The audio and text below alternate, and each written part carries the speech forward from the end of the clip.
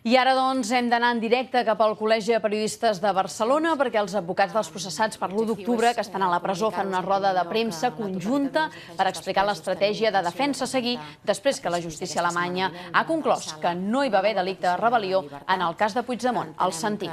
Després de 9 mesos d'uns i d'uns quants mesos menys, però molts, masses, d'uns altres, hem de tornar a exigir en el tribunal una altra vegada la posada en llibertat dels nostres clients.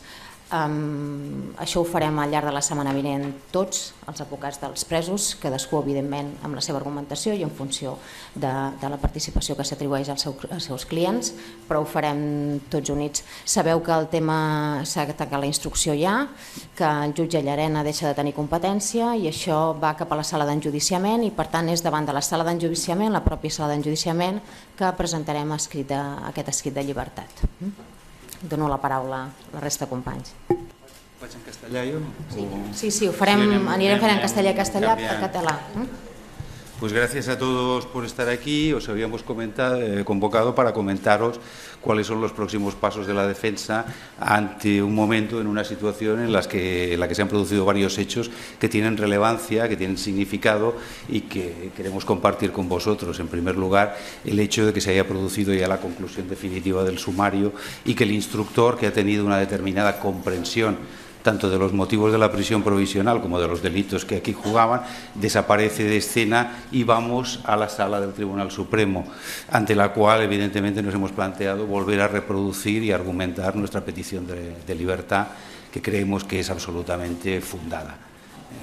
Para terminar con esta injusta situación de prisión provisional, siempre desde nuestro punto de vista. Luego, para comentar también con vosotros, y ya la cuestión y avanzaremos en ella si queréis, el efecto de la resolución del Tribunal alemán con respecto a la euroorden del expresidente Puigdemont. Una resolución de un tribunal extranjero que en principio no tiene por qué tener ninguna repercusión directa en lo que es la jurisdicción del Tribunal Supremo Español, pero yo quiero poner el acento en que ratifica, no hace nada más, es una resolución clásica alemana, de doctrina clásica, de lo que han venido diciendo desde el mes de octubre 140 profesores españoles de Derecho Penal, de lo que hemos dicho las defensas desde el primer momento y de lo que ha dicho cualquiera que se ha tenido que pronunciar sobre los delitos que estaba manejando el Tribunal Supremo hasta ahora. Entonces, desde luego, repercusión directa en términos legales no puede tener, pero debería mover a cualquiera a una reflexión de cómo se está manejando la última ratio del ordenamiento jurídico para combatir o para enfrentarse a determinado fenómeno social y político. Y por mi parte...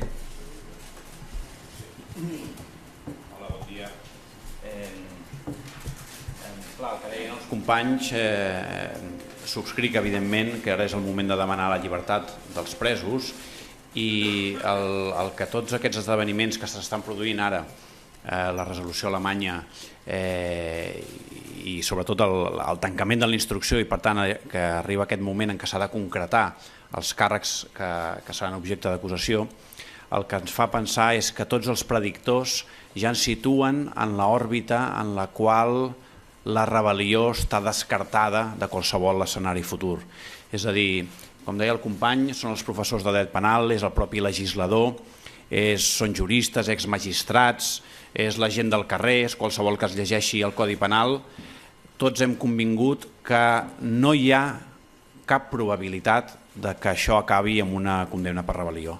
Si això és així, i això ho sabem nosaltres i ho saben també els magistrats, ara es produeix una oportunitat que nosaltres és la que volem brindar amb la nostra sol·licitud. La nostra sol·licitud és per donar l'oportunitat de resoldre dos problemes alhora. Un és la situació injusta de presó i l'altre és facilitar que en el nou context, també entenc, de la Fiscalia, es pugui entendre que ells estaran resolent també un problema propi. El problema del desprestigi que amb tota seguretat es produirà si es manté aquesta acusació desproporcionada. Això és com dieu els experts, un win-win en el que tenim l'oportunitat de resoldre els dos problemes alhora. Mantenir un sistema que pugui tenir cert prestigi i alhora solucionar la greu situació que viuen els presos. Per tant, oferim aquesta possibilitat que el tribunal analitzi la mesura cautelar i ho analitzi a la vista de tots aquests arguments. una mica més i immediatament us donarem el torn de paraules perquè pregunteu allò que vulgueu.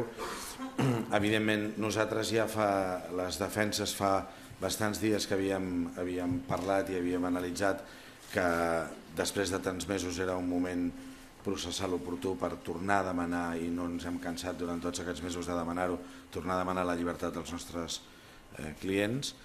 Evidentment, la resolució d'ahir, com deia el Xavier Melero, ens pot ajudar o ens pot auxiliar a reforçar els arguments que nosaltres ja fa dies venim pensant i que al final el que ens fa reforçar és intentar analitzar o intentar fer veure tant a la Fiscalia del Tribunal Suprem com als magistrats del Tribunal Suprem que és millor i és molt més prudent fer una lectura del que és la presó preventiva molt més prudent de la que s'està fent o la que s'ha fet. Evidentment, la presó preventiva és una situació que xoca frontalment amb l'article 24 de la Constitució, amb la presumpció d'innocència, i està prevista només per a aquells casos tan greus que el ciutadà no pot romandre en llibertat perquè es posen en perill béns individuals, la vida, la llibertat sexual, la integritat física, en casos d'aquests tan greus. Nosaltres portem mesos denunciant que els arguments de reiteració delictiva, fonamentalment, que és els que sempre s'han manejat, doncs eren molt dèbils per poder defensar aquesta presó provisional o aquesta presó preventiva. El fet que des de la llunyania d'Alemanya, que quan un està més apartat, possiblement es veuen les coses més objectivament que no quan un està molt més imbuït i fins i tot arriba a utilitzar potser la primera persona del plural per referir-se a resolucions judicials, doncs les coses a vegades es veuen molt millor i crec que és una de les coses que el Tribunal Suprem hauria de prendre nota. No estem dient amb tot això ni que hem guanyat el judici ni que estiguem en disposició de pretendre que es retirin les acusacions que es fan contra els nostres patrocinats, però amb la resolució d'ahir d'Alemanya augmenta molt el pronòstic d'una sentència molt favorable per als nostres clients, i això a l'hora de valorar la presó preventiva s'ha de tenir en compte, perquè s'està anticipant una presó preventiva, és un anticip d'una pena, i realment amb els arguments que hi ha avui en dia penso que seria bo fer-la de manera molt restrictiva. No sé si algú vol alguna cosa més o si voleu, potser serà el millor que... Preguntes, no? Sí, preguntes que vulgueu fer i a qui les voleu dirigir. Qui comença? Jesús?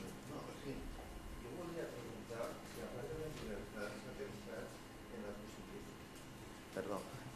Si a part de demanar la llibertat s'ha pensat en la possibilitat de recórrer la decisió del jutge Llarena de la suspensió dels diputats, etc. Si s'ha pensat recórrer, si s'esperarà una segona i en base a què?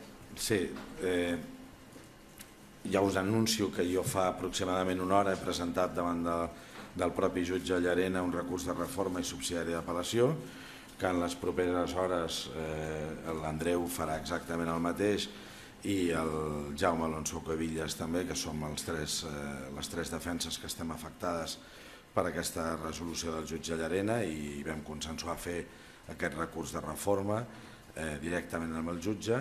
Evidentment, no fa falta dir que si la resolució d'ahir d'Alemanya té incidència o pot tenir incidència sobre la presó preventiva, òbviament té molta més incidència sobre el fet de l'aplicació de l'article 384 bis.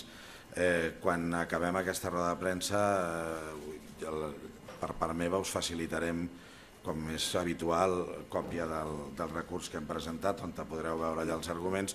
Fonamentalment és ratificar el que diu no Jordi Pina, Andreu Van den Eyde o Jaume Alonso Cuevillas, sinó el que diu una sentència del Tribunal Constitucional, la 199 del 87, que sorprenentment no cita el jutge Llarena, és la més important a l'hora d'interpretar que són individus rebeldes, i és l'única que no cita. Sobre la base d'aquella sentència del Tribunal Constitucional, clar que evidentment la doctrina pot anar canviant, i ja hem vist que en el nostre procés va canviant habitualment, però sobre aquella base entendre que l'aplicació d'aquest article 384 bis és absolutament inapropiada, i que la prudència que el mateix jutge Llarena utilitza en la seva resolució a l'hora d'inventar-se una possibilitat de substitució dels diputats per uns altres, la fa sobre la base d'aquesta mateixa prudència. Pensem que és una cosa molt greu perquè l'aplicació automàtica de la suspensió del 384 bis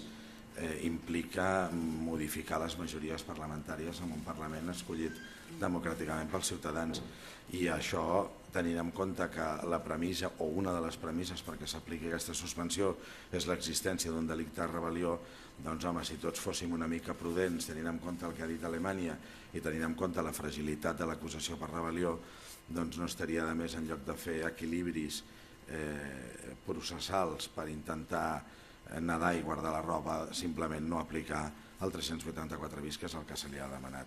Hem demanat, a més, excepcionalment, sabeu que el recurs no té efectes suspensius, però hem demanat precisament tenint en compte que en els propers dies hi ha plens en el Parlament de Catalunya i que això no pugui alterar aquestes majories, que cautelarment se suspengui l'aplicació fins que no resolgui el recurs. Afegir que el Parlament ja ha rebut aquest matí aquesta notificació de Llarena, que ho sapigueu. No El correu certificat ha arribat, el Parlament ja ho té. Jo volia adreçar-me a tu, Andreu. Plantegeu o dona la sensació que hi hauria un canvi de parer a la Fiscalia. Parleu d'un win-win. Quins inputs us arriben que això podria ser així? Hi ha hagut algun tipus de conversa que us dona a entendre que hi hauria un canvi de parer, o només el fet que Alemanya hagi fet una resolució com la que ha fet us fa pensar que podria haver un canvi, un punt d'inflexió? Inputs cap, no hi ha cap tipus de comunicació amb ells, més enllà de la que tenim a través i per tant, bàsicament el que estic fent és jo tinc confiança en que una decisió racional no pot portar a cap altre escenari que no sigui que un nou professional al càrrec de la Fiscalia General de l'Estat convingui el mateix que estem dient les defenses. És a dir, aquesta decisió s'havia d'haver pres fa molt de temps. Com sabeu tots, quan algú entra en un nou càrrec, el que fa a vegades és, primer, intentar-se separar del predecessor i després afiançar el seu prestigi. Aleshores, jo l'únic que puc és invitar a la Fiscalia a que agafi aquesta oportunitat de mostrar-se amb un prestigi que l'estan perdent internacionalment. Però no és més que un desideratum que s'avinguin a raons, que són les raons que majoritàriament expressen tots els professionals. Una pregunta. Per què aquesta roda de premsa conjunta ara, després de tants mesos d'instrucció? Què és el que us fa sortir tots més a una, que fins ara no ho havíem vist? Jo crec que la nova petició de llibertat després del trasllat també s'ha parlat molt de que si el trasllat podia ser un privilegi, i si amb això ja estaven contents o no estaven contents. Estem contents amb el trasllat, ja ho hem dit, els nostres clients també, però creiem que és absolutament insuficient perquè el que haurien d'estar és en llibertat. Per tant, després d'aquest trasllat i amb la resolució d'ahir, i abans pensant que ens anàvem a l'estat d'enjudiciament i per tant valia la pena tornar a demanar la llibertat davant de l'estat d'enjudiciament, vam pensar que fer una compareixença conjunta, només estem els advocats dels presos, hi ha advocats que porten altres processats en el procediment que no estan aquí perquè no estan presos els seus clients, i per tant l'objectiu principal era seguir defensant la llibertat dels nostres clients. No han comès cap delicte que justifiqui que estiguin a presó. Jo sí que volia fer un comentari en quant a la resolució d'Alemanya, és a dir, nosaltres des del principi del procediment hem estat dient que no existeix aquest delicte de rebel·lió, que s'ha inventat, perquè s'han inventat uns fets, s'han tergiversat uns fets, s'ha tergiversat la realitat del que ha passat aquí, i això ha permès, a més, tergiversar i torçar el Codi Penal. Les dues coses. Partim d'una realitat que no compartim i partim d'una interpretació d'un Codi Penal que tampoc compartim. Per tant, penseu que el delicte de rebel·lió que Alemanya considera que no existeix directament, igual que 140 professors de dret penal, igual que el senyor Diego López Garrido, ponent de l'article 472 en el debat parlamentari de l'any 95, penseu que aquest article ha permès que Jordi Cuixart i Jordi Sánchez estiguin a presó. És l'únic delicte del qual se'ls acusa, un delicte que no existeix. Estan processats i a presó des de fa 9 mesos per un delicte que no existeix, que no s'ha comès. I després permet, jo diria que la Carme Forcadell està en la mateixa situació, és l'únic delicte que té i està a presó, i permet, a més, suspendre de càrrecs públics de les seves funcions. Per tant, crèiem que només la situació de llibertat valia la pena que ens reuníssim tots i en parléssim amb vosaltres, però a més ahir ho va precipitar el tema d'Alemanya per posar més èmfasi encara. La resolució aquesta d'Alemanya ens l'han facilitat en alemany, sincerament encara no hem pogut fer tota la lectura correcta, ens han donat 4 notes, però sí que parla clarament d'un exercici de drets en democràcia que és necessari i que s'ha de permetre. Ara em centro només en Cuixart i em permeteu, sabeu que és el president d'una entitat de la societat civil, d'una entitat cultural, que està a presó des de fa 9 mesos per haver exercit, en el nostre parer, una sèrie de drets que és necessari i és obligatori que en democràcia es puguin protegir. I tenim una interpretació del Codi Penal que restringeix el dret de manifestació, el dret a la protesta, el dret de reunió, el dret a la llibertat d'expressió. Aquesta interpretació que està fent vulnera clarament aquests drets que estan protegits no només a la Constitució espanyola sinó als tractats internacionals. I això ho venim denunciant des del primer dia. Des del primer dia tenim un recurs d'emparament presentat al Tribunal Constitucional en el que li diem, escolti, està col·lisionant aquesta interpretació del dret penal amb l'exercici de drets fonamentals i no m'està motivant el Tribunal aquesta col·lisió, per què val més aquesta interpretació del tipus penal que l'exercici d'un dret fonamental. Doncs nosaltres ho hem dit, no ens han fet ni cas fins ara, ara ho diu Alemanya, no sé si li faran cas o no, però com diuen els companys, això crec que mereix una reflexió pels professionals de la justícia que estan portant aquest cas.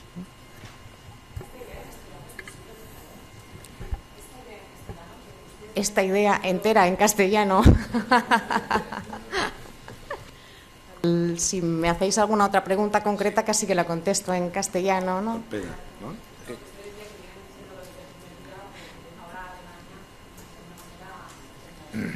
Bueno, creemos que la resolución alemana y puesta en cuarentena porque no hemos tenido tiempo de estudiarla, sí que hace hincapié en algún punto en que en democracia es necesario proteger el ejercicio de derechos fundamentales y creo que se habla de reunión y manifestación y es algo que nosotros hemos venido alegando las defensas de Jordi Sánchez y Jordi Cuixart, sobre todo porque éramos los líderes de la sociedad civil que en ejercicio de derechos fundamentales se nos ha acusado de un delito de rebelión.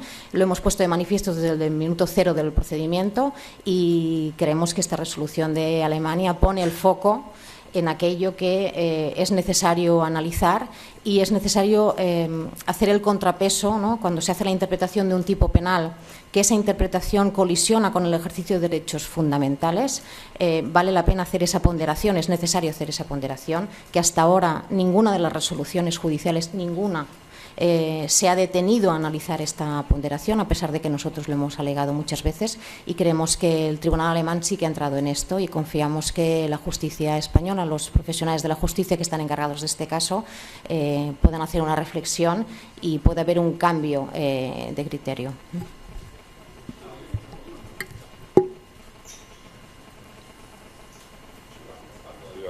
Volia fer una doble pregunta.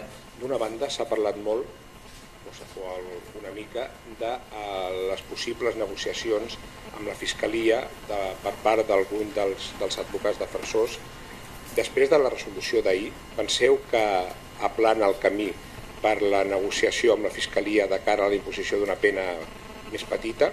I dos, sembla ser que el Tribunal Suprem està deliberant i està dividit entre acceptar o no acceptar l'extradició del senyor Puigdemont.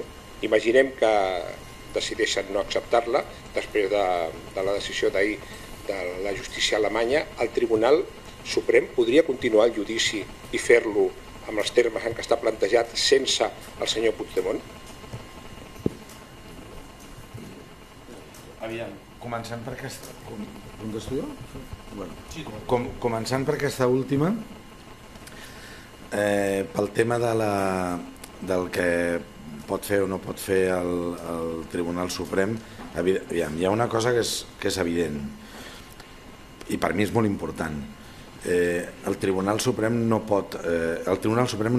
és part en el procediment, és a dir, el Tribunal Suprem no pot fer estratègies jurídiques com fem les acusacions i les defenses. En aquest procediment ja hi ha hagut resolucions que tenen un marcat caire d'estratègia jurídica que no li corresponen a qui ha d'adjudicar amb consciència els fets que té sobre de la taula. El que és una evidència és que és molt difícil poder-li explicar a milions de ciutadans d'Espanya que en una banqueta dels acusats pot haver-hi una persona X a la que se li demanin 24 anys de presó i sentat al costat a una altra persona que a més s'ha postulat com el líder d'això perquè és el president de la Generalitat, en el qual se li demanen 5 anys de presó.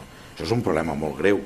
Això és un problema molt greu que no fa falta ser advocat, només fa falta ser persona i tenir 2 dits de front i una mica de sentit comú. Llavors, jo no sé si el Tribunal Suprem farà estratègies, no farà estratègies, si retirarà euroordres. De moment ja n'ha fet una. El Tribunal Suprem, en aquest cas el jutge Llarena, que nosaltres l'hem recorregut i està pendent. Quan se'ns està parlant de que tots els nostres clients, més d'altres, formaven part d'una conxorxa, d'un grup, d'una sèrie de persones que van actuar unívocament per realitzar una sèrie d'actuacions que portaven cap a la proclamació de la República, el que no té cap sentit és haver acordat la creació de peces separades dintre el procediment, separant clarament entre els que estan a disposició del tribunal aquí a Espanya i els que estan a disposició del tribunal fora del territori espanyol, perquè també estan a disposició del tribunal en altres països. Això, com que no té cap sentit, obeeix a una estratègia, però penso que els jutges no han d'utilitzar aquestes estratègies, no té cap sentit. Per tant, lo lògic i lo raonable, però això és lo lògic i lo raonable, que qualsevol persona entendria, és que si hi ha un ciutadà que se l'està perseguint, un o diversos ciutadans que se'ls està perseguint per una sèrie de fets delictius i es demana la cooperació dels altres països i aquests altres països, analitzant amb consciència els fets que se li porten, agafen i decideixen extraditar aquestes persones per un determinat delicte, doncs aquesta persona se l'ha d'extraditar per aquest determinat delicte. I ha de venir i ha d'estar en el mateix procediment que tots nosaltres, perquè la resta de defenses també ens interessa el que se li pot preguntar a una altra persona. Nosaltres no podrem estar en les altres peces. El que passa és que jo puc entendre, no ho comparteixo i penso que no s'hauria de fer, però puc entendre que als magistrats del Tribunal Suprem se'ls fa molt feixuc poder explicar a la ciutadania per què hi ha 9 persones, algunes d'elles que, com deia la Marina, com el Jordi Cuixart, el Jordi Sánchez o la Carme Forcadell, no tenen ni tan sols la imputació de malbaratament de cabals públics, i com hi ha aquestes persones a la presó i el dia de demà se'ls pot demanar unes penes absolutament desorbitades i en la cadira del costat hi ha una altra persona que era el president de la Generalitat en el que se li demana una pena de 5 anys de presó al màxim. Això no té cap sentit i costarà molt d'explicar-ho als ciutadans. En aquest sentit, per què avui estem aquí, per què reiterem una vegada més la llibertat? Perquè aquesta porta que ens obre Alemanya hauria de fer reflexionar de que realment al final el més raonable seria que els 9 presos estiguessin a casa seva. Hi ha arguments també molt més sòlids que els que acabo de dir. Un fonamental, que és el dret de defensa. I nosaltres ho portem proclamant des del primer dia. No és el mateix preparar un judici d'aquesta magnitud, d'aquesta envergadura i d'aquesta importància en un centre penitenciari amb el teu client que poder sentar tranquil·lament a la privacitat del teu despatx compartint amb la resta de companys o amb la resta de processats. Nosaltres, els que estem a Lledoners, no podem compartir amb la Dolors Bassas i amb la Carme Forcadell determinades coses de l'estratègia de defensa i a la inversa, i això ens dificulta. I penso que totes aquestes coses que no estem demanant l'altre dijous, no estem demanant que els absolguin ni res, simplement estem demanant que hi hagi prudència, que estiguin en llibertat, que donem garanties de que es presentaran el dia de demà en el judici, i això ho plantejarem cada un en el seu recurs i de la manera convenient, i que hi ha altres mesures molt menys gravoses que privar de llibertat amb uns ciutadans amb tot el que tenim a darrere i aquest sense sentit que significa això. Respecte a la primera part, si algú... Respecte a la primera part i parlant en nom dels interessos que represento, que són els dels presos d'Esquerra Republicana, la resolució alemanya no aplana res perquè no hi ha canal de negociació ni n'hi haurà. Per tant, és irrellevant. Nosaltres reclamarem l'absolució i arribarem a Estrasburg, al Tribunal Europeu, encara que la pena sigui una pena de multa de 10 euros. Per tant, aquest és el nostre camí i en aquest camí no hi ha més històries, no es parla ni es pacta.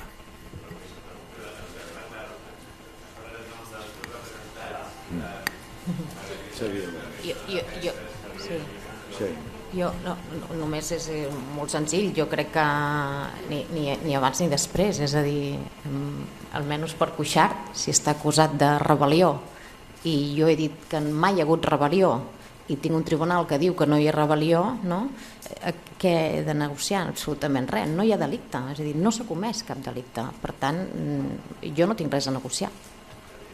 Sí, ja ho he fet moltes vegades amb alguns de vosaltres, però jo ho he tornat a fer aquests dies. Cap negociació a l'àmbit de la rebel·lió, de la sedició i del malbaratament de cap dels públics és possible ni desitjable. La rebel·lió i la sedició, per les penes que tenen, per la presència d'una acusació popular que mantindrà una petició de màxims i que probablement sigui admesa pel tribunal, imagineu la situació d'anar confessos i conformes amb una acusació d'aquestes característiques quan t'està demanant una acusació popular, una pena molt superior a la qual s'hi podria agafar el tribunal. Això va passar al 9N. Recordeu que el Tribunal Superior de Justícia de Catalunya va aprofitar la petició de manos límpies per depassar el que era la petició del propi fiscal. Amb aquestes característiques, amb aquesta situació, això és inimaginable. Amb el malbaratament de cap dels públics, pitjor encara. Podries arribar a parlar amb la Fiscalia de la pena en concret, de la pena privativa de llibertat, però la Fiscalia no et podria tocar ni un euro, amb la qual cosa condemnes els teus representants a una ruïna absoluta personal segura. No es dona cap de les bases ni cap dels fonaments que permeten aconsellar una negociació en condicions. És un horitzó absurd en aquests delictes. Llavors sabem per què Gonzalo Boye va dir que jo, per acabar, perdó, per acabar d'allò, aquesta setmana vaig fer un comunicat de premsa que crec que us va arribar tot, on inequívocament ja explicàvem que no ens havíem reunit ni havíem dialogat i que no era la nostra intenció fer-ho amb la Fiscalia, i a més sortíem al pas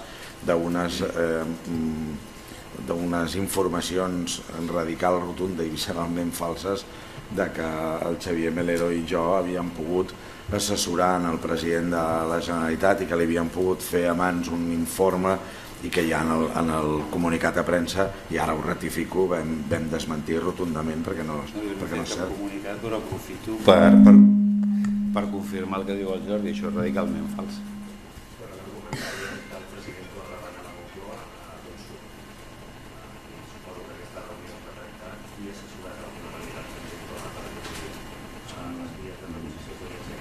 No, és que no hi ha vies de negociació. A veure, parlàveu abans d'inputs, això deia l'Andreu que no tenim cap input de Fiscalia, és veritat.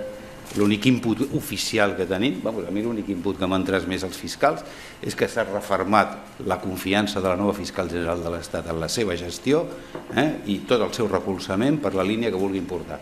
Aquest, i en termes oficials, és l'únic input que podem tenir de la Fiscalia en aquest moment.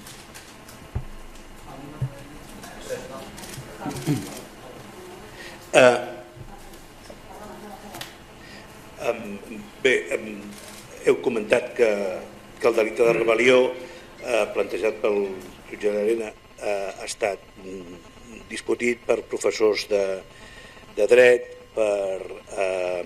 i ara inclús per legislador, pel Diego López Garrido, que va redactar el text del Constitucional.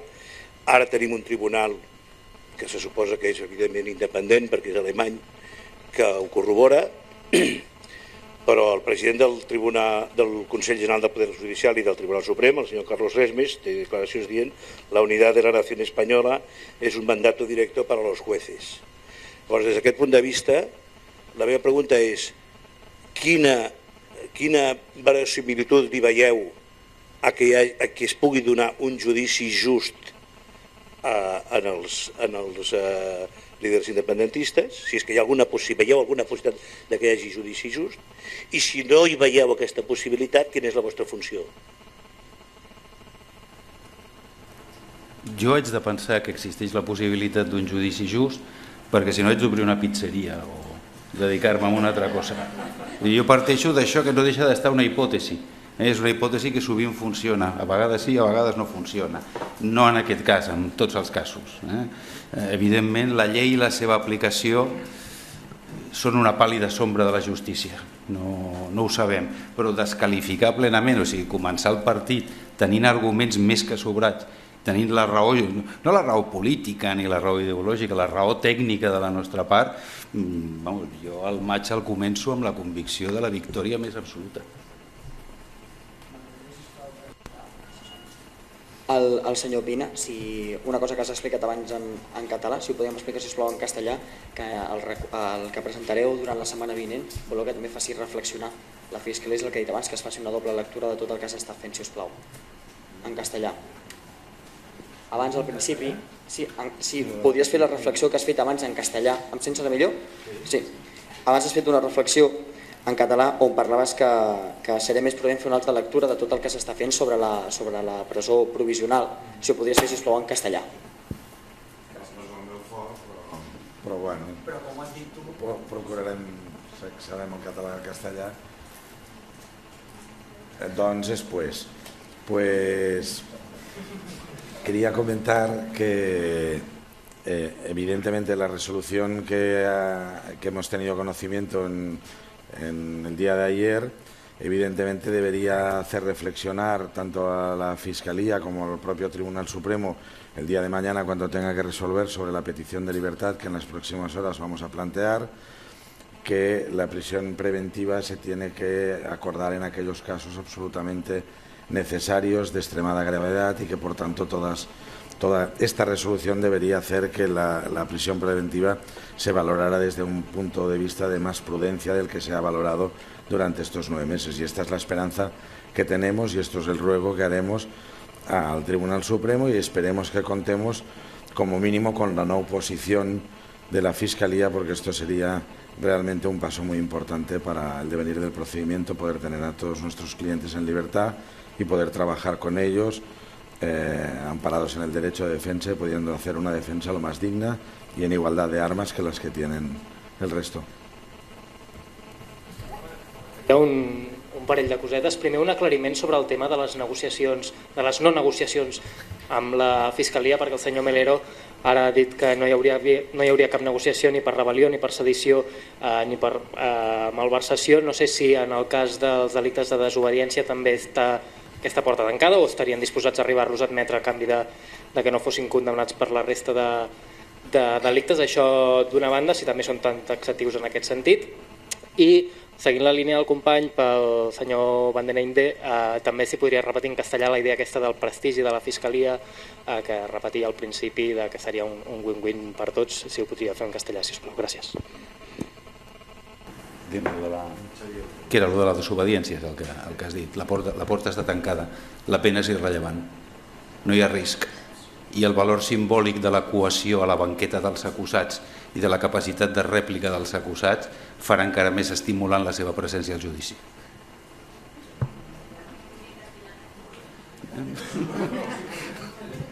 És aquesta, no? Vale.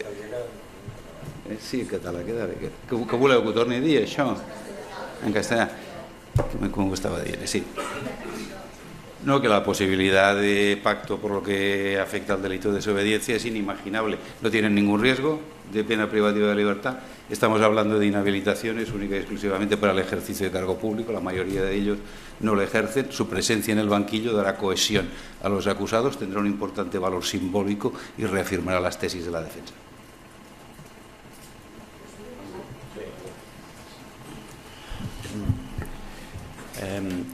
Con la decisión que hemos tomado de pedir la libertad de nuestros clientes presos, una de las cosas que queremos poner de manifiesto es que hemos llegado a un punto en el que el desprestigio que está sufriendo la justicia española, que ya viene por la conjunción de todas las opiniones de juristas y ahora de tribunales internacionales, nos deja un escenario en el que, más allá de mantener la prisión como un debido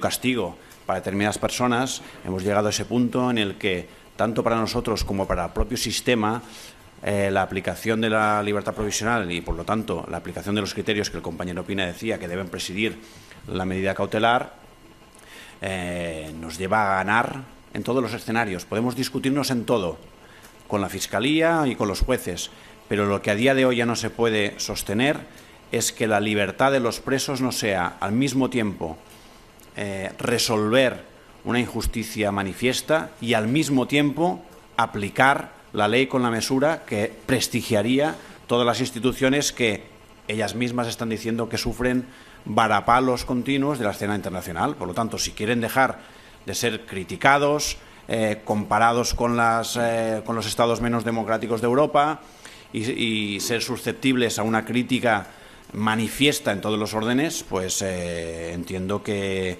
podríamos encontrar incluso podríamos estar de acuerdo en que la solución es la libertad de los presos políticos.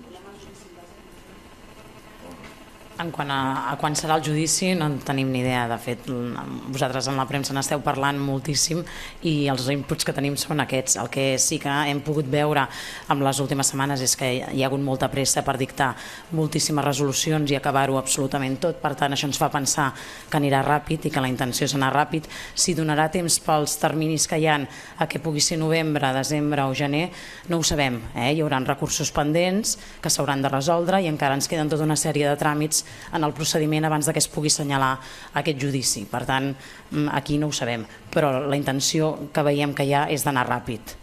I la segona part...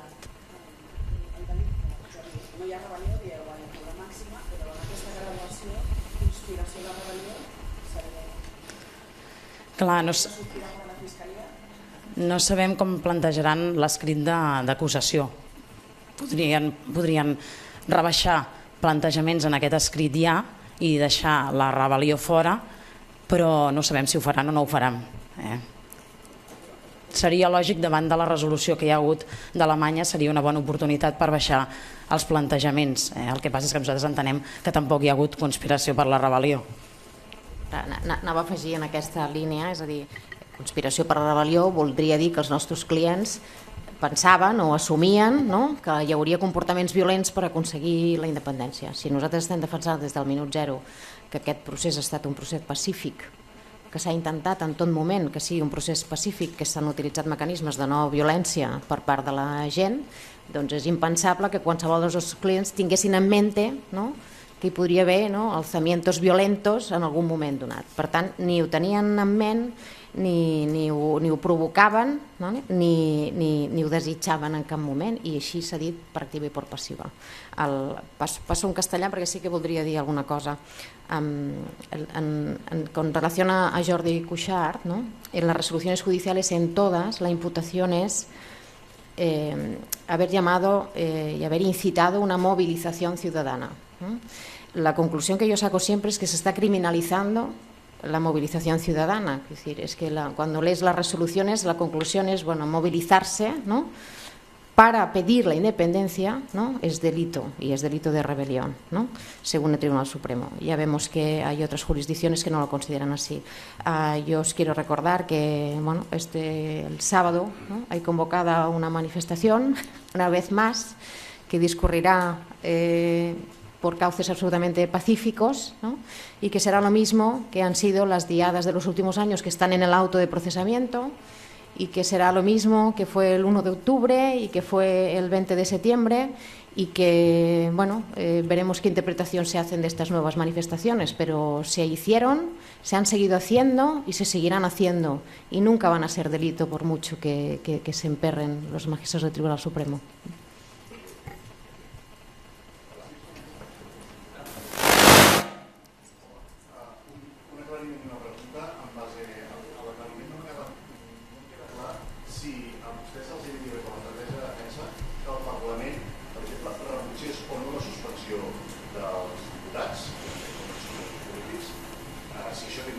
simbòliques i envia de la seva estratègia de defensa o no. I en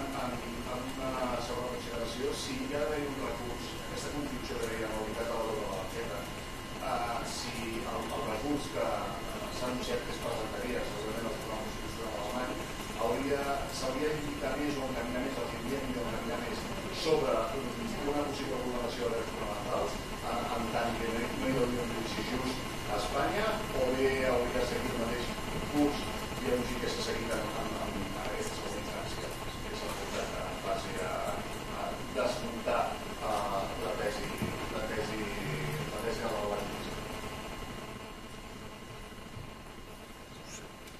Bueno, dono la meva opinió. Nosaltres no ens hem de ficar en la política. Una altra cosa és que política i justícia o política i dret puguin anar juntes de vegades. I, de fet, una de les coses que denunciem és que per primer cop en aquest procediment judicial la jurisdicció penal ha destruït els drets polítics, inclús contra la pròpia llei espanyola i la pròpia Constitució espanyola. Per tant, hi ha una certa connexió. Però nosaltres crec que ens hem d'abstenir d'opinar sobre què pot fer un poder de l'Estat sobirà com és el Parlament. Per tant, nosaltres hem de jugar amb els ingredients que tenim i ells decidiran. En quant al tema de l'enfocament, qui hagi de recórrer ho dirà, però és evident que sempre paral·lelament estem denunciant la mala aplicació de la llei i la vulneració de drets fonamentals, i crec que és lògic que es produeixi en els dos terrenys. Abans preguntaven sobre si tenim un judici just. Bé, suposo que sabreu que fa molts mesos que estem denunciant que no el tenim. Per tant, nosaltres no podem dir que tenim un judici just. Quan arribi el judici veurem què passarà, però el judici just és un concepte que abarca el respecte a les garanties que preveu la llei i els convenis internacionals en qualsevol moment del procés. I la vulneració de drets fonamentals que s'ha produït en les causes contra l'independentisme és constant i flagrant. I això és evident. I, per tant, és molt difícil pensar que Estrasburg no haurà d'entrar algun dia a enjudiciar el que ha passat en els nostres procediments.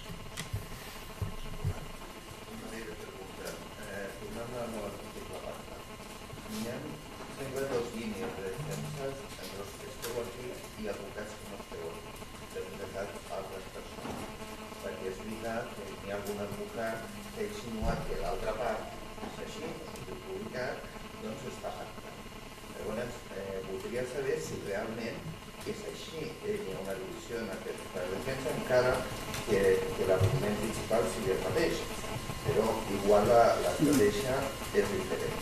Dic per les declaracions que han fet altres amics. Això primer. I després que la negociació podria ser una negociació de la pena o podria ser una negociació per equitat. Són dues qüestions diferents. I era per aclarir si aquestes discrepàncies és el que ha motivat que avui estigueu aquí tots junts per donar la imatge d'unitat. Bueno, la imatge d'unitat, estem tots aquí, tots diferents, amb percepcions de la realitat, de la política i de la societat completament diverses. No som advocats militants pràcticament ningú de nosaltres, que jo sàpiga, i jo no ho soc, i plantegem un mínim comú denominador pel que estem d'acord tots els tècnics, vinguem de la perspectiva ideològica que vinguem. És a dir, que no hi ha rebel·lió, que no hi ha sedició, que no hi ha malbaratament, que la presó és injusta, que ha canviat la situació processal amb el tancament del sumari i que hi ha resolucions. Ahir ho deia i permeteu-me, el del Tribunal Suprem espanyol, amb el que jo hi confio i respecto, i amb la Constitució a la mà ho dic, el Tribunal Suprem espanyol comença a semblar el del xiste de l'Eugenio del que va en direcció contrària per l'autopista, perquè s'ho miren els belgues i no ho veuen, no, els belgues ja ho sabem tots que són tontos, Tintín i tal, i s'ho miren els escocesos i tampoc no ho veuen, però els escocesos van amb faldilla i el monstro del lago i tal, també són tontos, s'ho miren els alemanys i tampoc no ho veuen, però ja ens ho havíem mirat aquí, no aquests 140 professors, els pobres que estem aquí ja ens ho havíem mirat i tampoc no ho veien, però és que el Tribunal Suprem espanyol no ho veia tampoc. A la sentència del Tejero de 1983 tampoc no ho veia, perquè el Tejero també va dir, oiga, yo era pacífico, yo no quería matar a nadie, el golpe era incruento, i era veritat. I el Suprem li va contestar, no, escolti, el golpe era incruento, pero usted tenía una división de tanques, la Brunete, la tercera región militar y 200 efectivos con arma larga en el Congreso de los Diputados.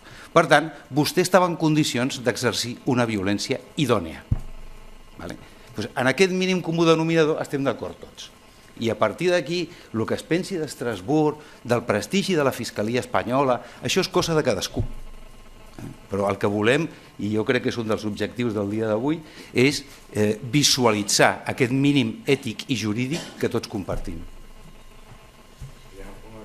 No, només volia per aclarir, Jesús, com és lògic i normal, som un equip de bastants advocats i hi ha discrepàncies. Hi ha discrepàncies a l'hora d'analitzar si es vol proposar una prova o no es vol proposar una altra prova, o si és millor presentar aquest recurs en aquest moment o és millor presentar. I el que normalment fem és ens ho discutim a casa.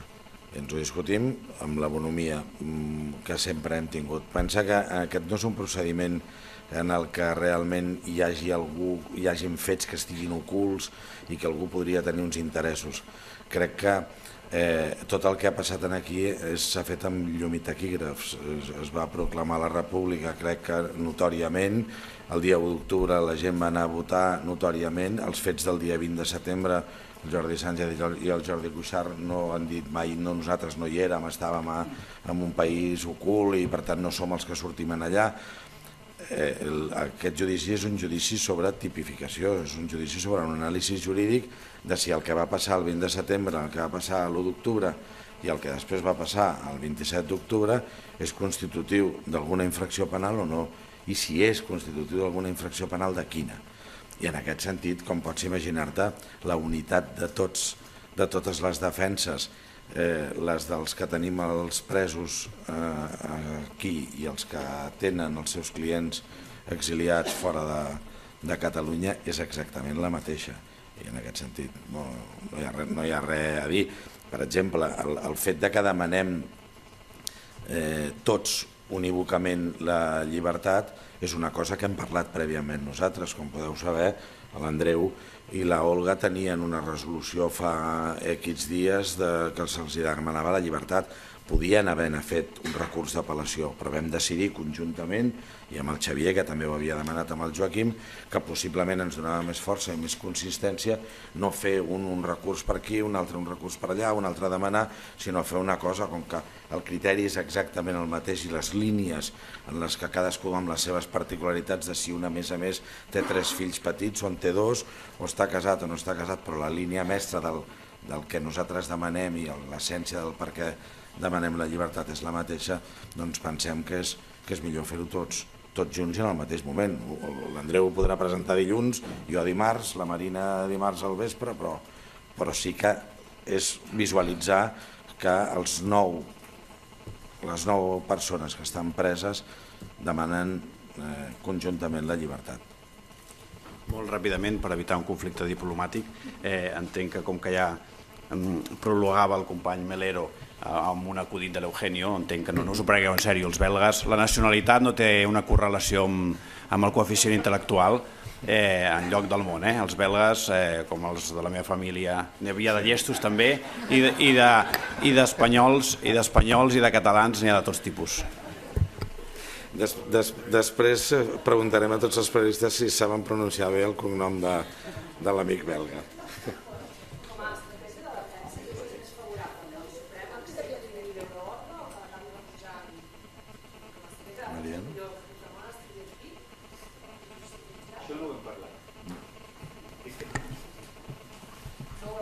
No. En qualsevol cas, a part de la nostra estratègia, jo crec que a qui li interessa l'estratègia és a l'advocat de Puigdemont. El que puguem pensar nosaltres entenc que és absolutament irrellevant. Per tant, ell ha de decidir, que jo crec que sí que ja ho han dit, que presentaran recurs al Tribunal Constitucional alemany i per tant ells faran la seva via i ben fet que faran de fer la seva via. I nosaltres farem la nostra amb les condicions que decideixi el Suprem. I et dic més, és a dir, si nosaltres no ens hem plantejat si fem estratègia amb això, imagina si els jutges s'ho haurien de plantejar. No s'ho haurien de plantejar, de fer estratègia. Si nosaltres com a advocats, que és el que normalment fem, en aquest cas hem dit que sigui el que hagi de ser, crec que els jutges haurien de fer exactament el mateix. Per tant, si no accepten, si el que es diu ara, si retiren l'euroordre, no l'accepto i tal, home, a mi em resulta molt estrany. Un aclariment, sisplau. Tia, perdona. Un aclariment. És que Cuevillas justament ara mateix estava fent un tuit que diu que han presentat 3 recursos davant el Suprem. Suspensió de càrrecs, conclusió de sumari i rebel·lia. Vosaltres heu dit escrit de llibertat per als nous presos. No és escrit conjunt, No. Cadascú el seu, ja el presentareu, i recurs contra la suspensió. Contra la conclusió del sumari també? A veure, contra la conclusió de sumari no hi cap recurs. Ara, també dic que jo sí que presentaré un recurs, però no per la conclusió que no hi cap recurs, sinó perquè amb la mateixa resolució judicial ha utilitzat un auto de conclusió del sumario que no admite recurso per resoldre unes altres coses. Per tant, si aprofita aquell auto que no tiene recurso per resoldre unes altres coses, vol dir que em deixa sense recurs per les altres. No estem d'acord, i com que no estem d'acord ho discutirem i veurem fins on arriba. També us he de dir que hi havia alguna petició que havien fet de coses últimament que s'ho ha oblidat i no estan a l'auto. Per tant, aprofitarem també per dir-ho. Sí, amb això és que m'he oblidat de dir-ho. Nosaltres una de les coses que censurem, i ho veureu en l'escrit de recurs, és que la decisió de suspensió hagi trigat tants dies. Fem esment d'un article periodístic que hi va haver-hi l'altre dia i fem esment a si aquesta decisió de ficar-ho tot en el mateix paquet i no fer una resolució tenia res a veure amb la reunió que hi va haver-hi l'altre dia, aquesta setmana que tanquem, perquè no és molt raonable que havent tingut una interlocutòria de processament ferma i que per tant el 384 en aquest sentit, si s'entén que s'ha d'interpretar que és d'aplicació, és immediata, s'hagi trigat tants dies. I en aquest sentit, com molt bé diu la Marina, tenim un lío, perquè com que està ficat dintre de l'auto de conclusió del sumari no sabem si hem d'anar directament a la sala judicadora o hem de recórrer. Per evitar que si anem a la sala judicadora ens diguin que vostè tenia que haver puesto recurso de reforma i se m'ha passat el termini, el que vam decidir les 3 defenses de comú acord va ser fem reforma, si no cap perquè es fa una interpretació que està dintre de la interlocutòria de conclusió i no cap recurs, llavors ho reproduirem igualment a la sala. De l'altra manera no podríem haver tirat enrere. Aquest és el motiu per al qual hem decidit fer el recurs de reforma, que entenem que era el que tocava si es hagués fet la resolució independent de la interlocutòria de conclusió del sumari, que és com s'hauria d'haver fet. No, jo ja ho he presentat, sí, jo ho he presentat aquest dematí. A les 11 o així ja tinc el segell aquest de l'Exnet presentat, per tant jo ja he presentat el recurs de reforma, l'Andreu i el Jaume suposo que en les properes hores també ho faran, que és que així és com vam quedar, perquè ens fineix, crec que és dilluns, no? Dilluns ens fineix el termini. Una mica... Sí. Jo volia insistir una mica en la línia que comentava l'Anna Ponsí, i és que... Doncs aquí la roda de premsa